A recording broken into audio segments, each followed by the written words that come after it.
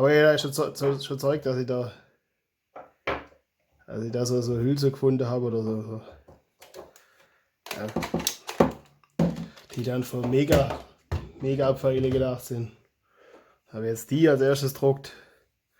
Die habe ich so stehen gedruckt. Da seht ihr, der war ein bisschen vom Durchmesser her, war ein bisschen dick. Ist immer noch so dick. Und ihr seht, das ist so ein nachgemachter Mega-Pfeil. Und da geht der halt nicht gescheit drüber und dann habe ich das abgeschliffen und beim Abschleifen ein bisschen wo es eigentlich Kraft aufbraucht, dann ist es gebrochen. Da habe ich es halt wieder geklebt.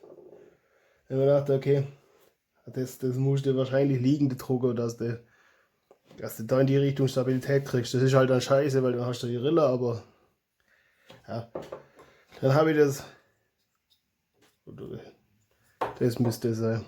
Dann habe ich das liegen gedruckt.